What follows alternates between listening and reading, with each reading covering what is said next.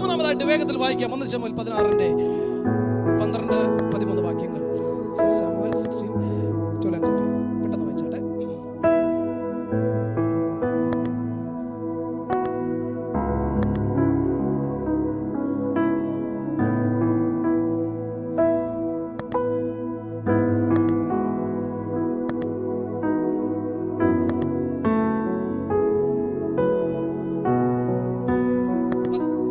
അറിയാം നമുക്ക് ദാവീദിന്റെ സന്ദർഭം.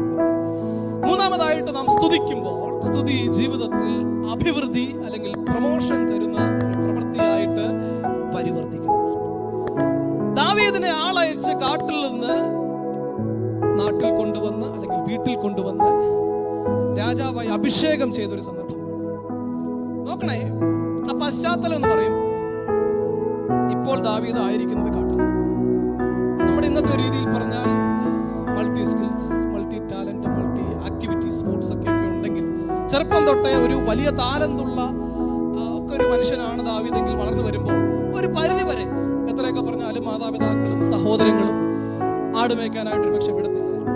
വീട്ടിലെന്തെങ്കിലും കാര്യങ്ങൾക്കോ ചേട്ടന്മാർ പട്ടാളത്തിലുള്ളപ്പോൾ അതിൻ്റെതാകുന്ന രീതിയിൽ ആ സ്കില്ലൊക്കെ അനുസരിച്ച് നേരത്തെ ഒരു യോദ്ധാവായിട്ട് അവർക്ക് തോന്നിയിരുന്നെങ്കിൽ അതനുസരിച്ചുള്ള ഫീൽഡിലേക്ക് തിരിച്ചു വിടുക, കുറഞ്ഞ പക്ഷം വില കൂലിക്കാരെങ്കിലും ഏർപ്പാടാക്കി ആടിനെ മേയ്ക്കാൻ വിട്ടേനെ. അപ്പോൾ അതുവരെയുള്ള ഒരു പ്രായത്തിൽ ആട് മേയ്ക്കണമെങ്കിൽ എന്തായാലും 10 വയസ്സ് താഴെയുള്ള പിള്ളേരെ വിടത്തില്ലല്ലോ. അത്യാവശ്യം ഒരു ടീനേജ് പ്രായമെങ്കിലും ഉണ്ടാകുമല്ലോ. ഒരു യൗവനക്കാരനാണ്. ആ ഒരു പ്രായത്തിൽ ഉറപ്പായിട്ടും മറ്റ് കഴിവുകൾ ഉണ്ടായിരുന്നെങ്കിൽ അതിലേക്ക് ഫീൽഡിലേക്ക് തിരിച്ചു വിടാനായിട്ട് നാട്ടുകാരെങ്കിലും പറഞ്ഞ് ഉപദേശിച്ചു വിടുമായിരുന്നു. അപ്പൊ ആ ഒരു തരത്തിൽ അതുവരെ പ്രത്യേകിച്ച് ഒരു സ്കിൽസും ഇല്ലാത്തത് കൊണ്ടായിരിക്കും, ഒരു അൺസ്കിൽഡ് വർക്കർ ആയതുകൊണ്ടായിരിക്കാം അദ്ദേഹത്തെ കാട്ടിലേക്ക് പറഞ്ഞു വിട്ടത് ഞാൻ വിചാരിക്കുകയാണ്. അവിടെ ചെന്നിട്ടാണെങ്കിലും താനൊരു കിന്നരം വായിച്ച് ദൈവത്തെ സ്തുതിക്കുന്നു. അവിടെ കാണാനായിട്ട് ഇവിടെ ഞങ്ങളുടെ എന്റെയൊക്കെ പ്രസംഗമൊക്കെ ഇത്രയും പേരുണ്ട്. സ്വതന്ത്രം ദൈവത്തിന് എത്ര സ്തുതിക്കണം. ദാവീദ് കിന്നരം വായിക്കുമ്പോൾ ഒരു മനുഷ്യൻ കാണാനില്ല. ആകെ ഉള്ളത് ആട്. ആടെങ്ങാനൊരു സ്വതന്ത്രം പറയാന്ന് വിചാരിക്കുക. ആടിന്റെ ഭാഷയിൽ ഒരു സ്തുതിച്ചു നല്ല പാട്ടാണെന്ന് പറയുകയാണെന്ന് വിചാരിക്കുക. ആടിന്റെ ഭാഷയെ പറഞ്ഞ് നമ്മൾ എന്ത് പറയും അല്ലെ? അതിന് ഞങ്ങൾ ആ ഭാഗത്തോട്ട് വിടുകയാണ്. അതൊരു പരിഹാസ ചൊവ്വയോട് കൂടിയ മനുഷ്യൻ കാണുകയുള്ളൂ നമ്മൾ പാടുമ്പോൾ ആട് കരഞ്ഞാൽ.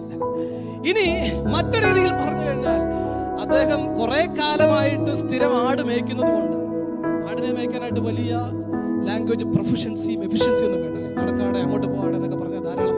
അതും വേണ്ട, എന്തെങ്കിലും ശബ്ദങ്ങൾ കേൾപ്പിച്ചാൽ ധാരാളം. ഈ അവസ്ഥയിൽ മാത്രമുള്ളൊരു തലത്തിലാണ് ദാവീദിന്റെ അതുവരെയുള്ള സ്കിൽസ് ഞാൻ പറഞ്ഞത്. ആ തരത്തിലാണ് കാര്യങ്ങൾ പോകുന്നത്. എന്നാൽ അവിടെ മുടങ്ങാതെ ഒരു കാര്യം ചെയ്യുമായിരുന്നു.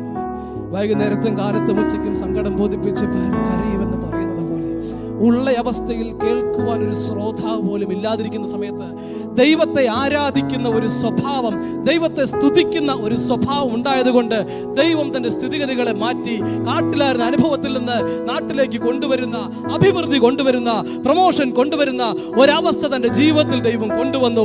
രാജാവാക്കി, കാട്ടിലെ ആടുമേക്കുന്ന വ്യക്തിയെ രാജാവാക്കി എന്ന് പറയാൻ എളുപ്പമാണ്. പക്ഷെ രാജാവിന് ഉത്തരവാദിത്തങ്ങളുണ്ട്. അതിന് നേരത്തെ പറഞ്ഞ മൾട്ടി സ്കിൽസ് വേണം, മൾട്ടി ടാലന്റ് വേണം. അതേ ഒരു കാലഘട്ടത്തിൽ രാജാവ് എന്ന് പറഞ്ഞ ന്യായാധിപനും, ശലോമോന്റെ കാര്യം നമുക്കറിയാം, ന്യായാധിപനായിരുന്നു, രാജാവായിരുന്നു, ഭരണം നടത്തണം, നിയമനിർമ്മാണം നടത്തണം, ഒരുപാട് കാര്യങ്ങൾ ഉത്തരവാദിത്തത്തോടെ ചെയ്യേണ്ട ഒരു പരിപാടിയാണ് ആ രാജകീയമായിരിക്കും നിലവാരത്തിലേക്ക് ദൈവം ഉയർത്തുക എന്ന് പറഞ്ഞത്. അതെങ്ങനെ സാധിച്ചു? അതിന് മുൻപ് എന്താണ് ക്വാളിഫിക്കേഷൻ? ദൈവത്തെ സ്തുതിക്കുക എന്നുള്ള ഒറ്റ കാര്യം കൊണ്ടാണ്. ഇന്ന് രാത്രിയിൽ നാം ദൈവത്തെ സ്തുതിക്കുവാൻ തയ്യാറാകുമ്പോൾ നമുക്ക് ചെയ്യാൻ കഴിയാത്ത വൻകാര്യങ്ങൾ, നമ്മുടെ ബുദ്ധിക്കെത്താത്ത വൻകാര്യങ്ങൾ ദാവീദ് പറയുന്നു, എന്റെ ദൈവത്താൽ ഞാൻ മതിൽ ചാടി കിടക്കുന്നു. പലപ്പോഴും നമ്മൾ ആയിരിക്കുന്ന ഈ രാജ്യത്ത് ജീവിക്കുമ്പോൾ നമുക്കറിയാമല്ലോ, പല വിഷയങ്ങളിൽ, പല ടെസ്റ്റുകൾ, പല പ്രോഗ്രാമുകൾ ഒക്കെ ചെയ്യുമ്പോൾ നമുക്ക് അറ്റൻഡ് ചെയ്യാത്ത സാഹചര്യം ഉണ്ടാകാം. നമ്മുടെ ബുദ്ധിക്ക്, നമ്മുടെ കഴിവിന്, നമ്മുടെ വിദ്യാഭ്യാസത്തിന്റെ പരിധിയിൽ അപ്പുറത്തുള്ള പല കാര്യങ്ങൾ ചെയ്യണമെങ്കിൽ ദൈവത്തെ സ്തുതിക്കുന്ന, ദൈവത്തെ സ്തോത്രം ചെയ്യുന്ന, ആരാധിക്കുന്ന ദൈവമക്കളാണെങ്കിൽ അത് അഭിവൃദ്ധി ക്ഷണിച്ചു വരുത്തുന്ന, പ്രമോഷൻ തലത്തിലേക്ക് കൊണ്ടുവരുന്ന ദൈവപ്രവൃത്തി അതിൽ അന്തർലീനമാണ്.